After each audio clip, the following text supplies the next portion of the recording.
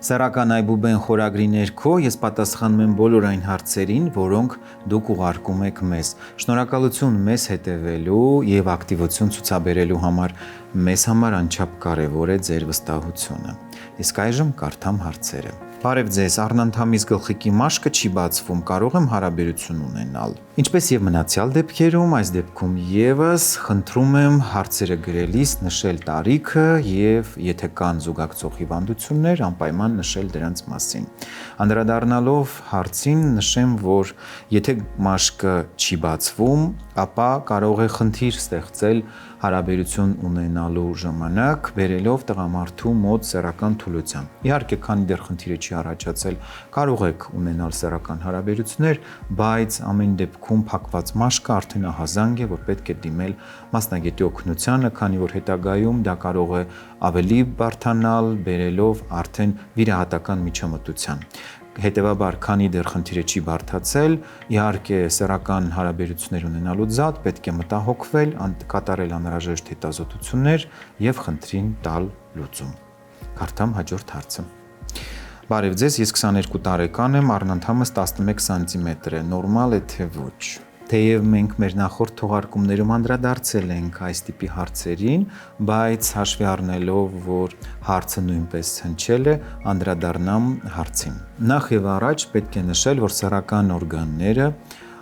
աճում են եւ լիովին ձևավորվում մինչեւ 25-27 տարեկանը։ Այսինքն առնանդամը եւս մինչեւ 25-27 տարեկանը նույնպես ձեռք է բերում իր վերջնական տեսքը, եթե չկան կողմնակի գործոններ, մասնավորապես հորմոնային խանգարումներ, ճարպակալում կամ գենետիկ ինչ-որ խնդիրներ, որոնք կարող են բերել սեռական օրգանների ձևավորման խախտման կամ խանգարման։ Դա մեկ։ Երկրորդը մեծ նշանակություն ունի, թե ինչպես են կատարվում չափումները։ Մեծ մաս դեպքերում չափումները իհարկե կատարվում են սխալ, ելնելով մասնավորապես պոռնոֆիլմներում նկատվող սեռական օրգանների չափսերից, որոնք թյուր են եւ ստեղծում են իհարկե սին պատկերացումներ։ Մոտեցումը հետեւյալն է. եթե սեռական օրգանը հանգստի վիճակում կազմում է 5 սանտիմետրից ավելի, ապա նշանակում է, որ այն նորմալ է ձևավորվել եւ որևէ խնդիր չկա։ Եթե 5 սանտիմետրից փոքր է, նշանակում է պետք է մտահոգվել, գործ ունենք միկրոպենիսի հետ եւ պետք է իհարկե դիմել մասնագետի օգնությանը։ Իհարկե, այս պարագայում եւս շատ կարեւոր է, որպեսզի չափումը լինի ճիշտ եւ անձը չունենա ճարպակալում, որի պարագայում իհարկե թվերը կարող են փոխվել։ Կարդամ հաջորդ հարցը։ Հարգելի բժիշկ, խնդրում եմ ասեք, ուրեապլազմայի հայտնաբերման համար արյան անալիզ են հանձնում, թե քսուկով են պարզում։ Նախ եւ առաջ պետք է ասեմ, որ ընդհանուր հետազոտություններ անցնելու պարագայում դուք պետք է դիմեք բժշկի, ունենաք անձնական բժիշկ, որը ինքն է կազմակերպելու ամբողջ հետազոտական պլանը։ Բժիշկը պետք է նախ ձեզ պատրաստի, թե ինչպես դուք պետք է պատրաստվեք, անալիզներ հանձնեք եւ նոր դրանից հետո արդեն զննում կատարելուց հետո վերցնի համապատասխան անալիզները։ Կոնկրետ ուրեապլազմայի պարագայում իհարկե նախընտրելի է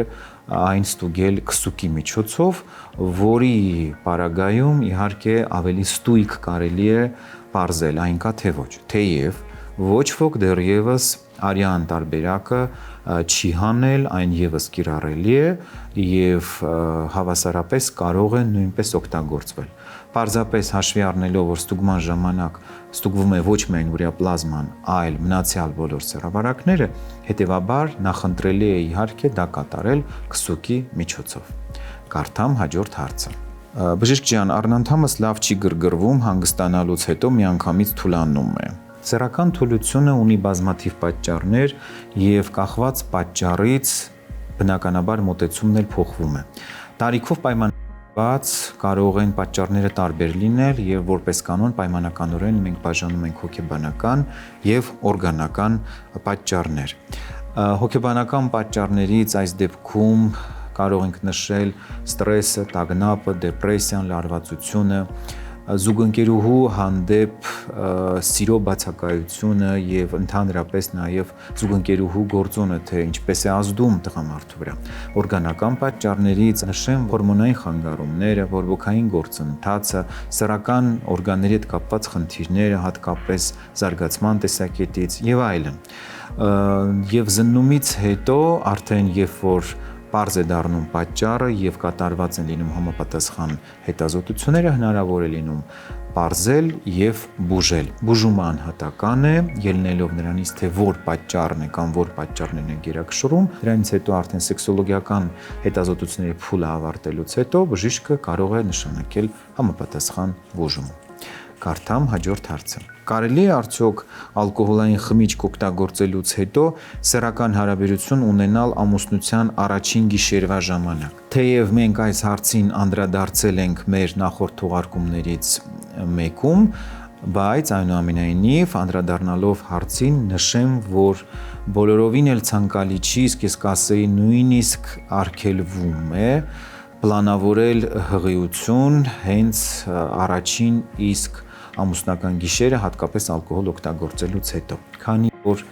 ալկոհոլը կարող է բերել մի շարք խնդիրների, մասնավորապես սերմնայղուկի որակական ու քանակական ցուցանիշների վատ թարացման, հետևաբար հղիությունը այս պարագայում բոլորովին էլ ցանկալի չի, ելնելով այն հանգամանքից, որ կարող են խնդիրներ ունենալ թե պտղի ձևավորման հետ կապված, թե հղիության կրելու։ Բացի այդ, ալկոհոլի օգտագործումը բերում է նաև սեռական խնդիրների, այն կարող է առաջացնել տղամարդու մոտ պոտենցիայի խնդիր, իսկ կնոջ մոտ կարող է հանգեցնել օրգազմի բացակայության։ Հաշվի առնելով վերոնշյալ ցուցումները, պետք է նշեմ, որ ալկոհոլի օգտագործման պարագայում բոլորովին էլ պարտադիր չի փորձել բեղմնավորել առաջին ամուսնական գիշերը եւ այս դեպքում անպայման պետք է օգտագործել պահպանակ։ Հարցին ամբողջական ծանոթանալու եւ ճիշտ պատկերացում կազմելու համար խորհուրդ եմ տալիս գտնել YouTube-յան մեր ալիքում համապատասխան թողարկումը եւ դիտել այն։ Կարդամ հաջորդ հարցը։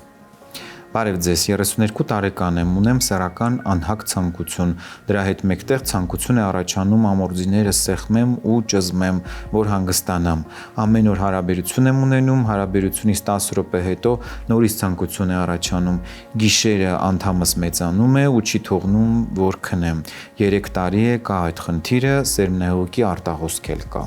Հարցն իհարկե յուրահատուկ է եւ պահանջում է մանրակրկիտ վերլուծություն։ Հաշվի առնելով նշված գանգատները, որոնք սովորական ստանդարտից դուրս են,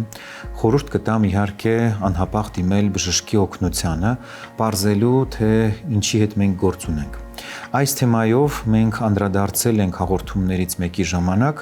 որը կոչվում է նիմֆոմանիա կամ դոնժուանիզմ, եւ խորհուրդ կտամ ամբողջական պատկերացում կազմելու համար գտնել YouTube-յան մեր ալիքում համապատասխան հաղորդումը եւ դիտել, բայց մինչ այդ էլ իհարկե անպայման դիմեք մասնագետի օգնությանը, պարզելու թե որ տեսակի հետ մենք գործ ունենք։ Հնարավոր է գործ ունենք հորմոնային խանգարման հետ, որի պարագայում կարող են առաջանալ բոլոր վերոնշյալ գանգատները